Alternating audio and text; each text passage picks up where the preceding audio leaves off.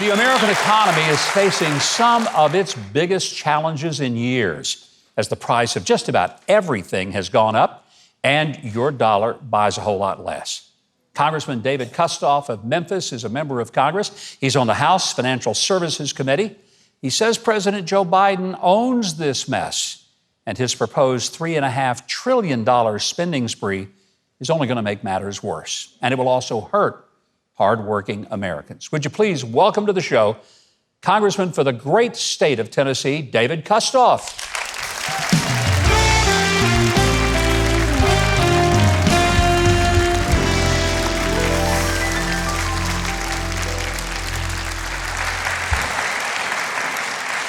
We are seeing some crazy stuff right now with the economy, and the White House has sort of made light of it, with the chief of staff saying that it's really only hurting the high end of the American public.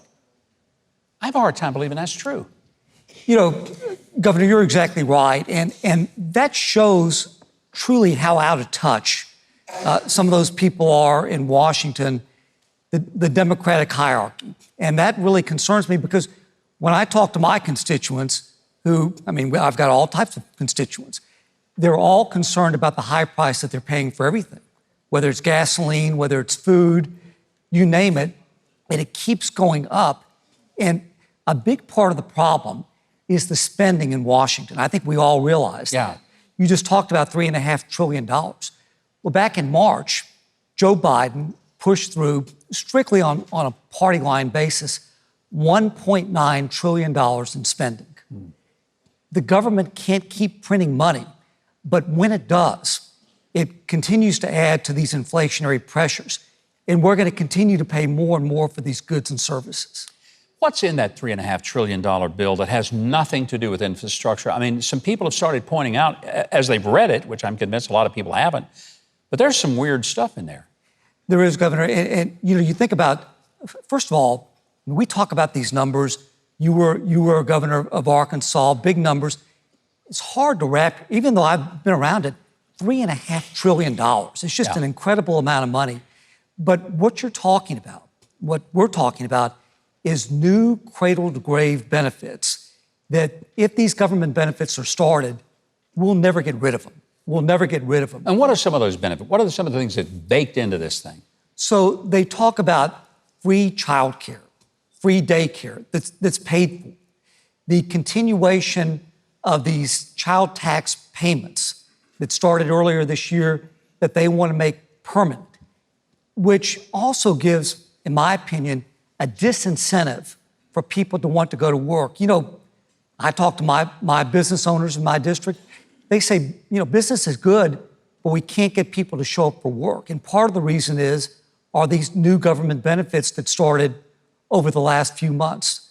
Free community college. So it spans the board, but when you add all that up, Medicare benefits for dental services, it's a tremendous amount of money.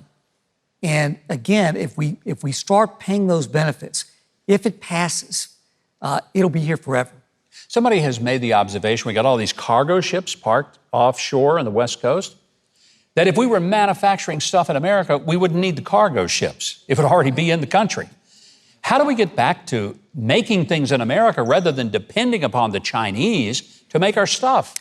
I think that President Trump had it exactly right. And that was, his goal was to bring manufacturing back to the United States. So he pushed through the Tax Cuts and Jobs Act in 2017 to encourage businesses to bring business to the United States, manufacturing to the United States.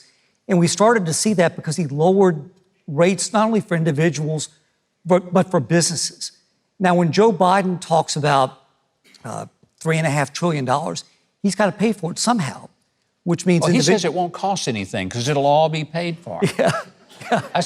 I don't understand that math. I really don't. When I see him say that and Jen Psaki look in the camera and say that, you really have a hard time believing whether they even believe it. I mean, they have to know that that's not the case. But if we continue to raise taxes on people and on businesses, there's no incentive to locate here. The corporate tax rate in China is 25%. President Trump lowered the rate from 35% to 21%. Joe Biden wants to take it to 26, 27, 28%. Why would anybody want to manufacture in the U.S. when you could do it cheaper in other countries? So we've got to give the incentive. Next year's big election. A lot of people are speculating that if these trends continue to go, the Democrats will lose the House and possibly the Senate. Preview for us, if that were to happen, because a lot of people are cynical about the Republicans as much as they are the Democrats. They say, you guys aren't going to do anything different anyway.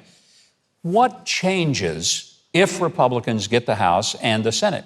What would be different? Well, I think the basic thing is we stop a lot of this crazy stuff. I mean, for the last 7 or 8 months, I think back to when Joe Biden was sworn in, and we all watched his inauguration speech. He talked about bipartisanship and unity. We've seen none of that. The $1.9 trillion spending plan, done with all Democrats and no Republicans. The first thing that we can do is stop the spigot. I mean, we're at $28+ trillion in debt. We've got to stop the wild spending.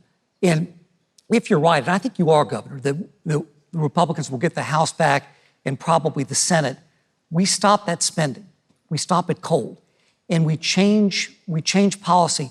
We force Biden to come to the table rather than dictate. You know, you're one of my favorite congressmen. I love the fact that you know why you went there, and you sure didn't have to. You had a wonderful career before you went to Congress. We need more folks who are willing to make the sacrifice to do it. Congressman Kustoff, thank you very much for joining us here tonight. Thank you so much, Governor. Appreciate you. Now, if you want to keep up with Congressman Kustoff and follow him on social media, do it at Rep. David Kustoff. Also, sign up for his newsletter at kustoff.house.gov.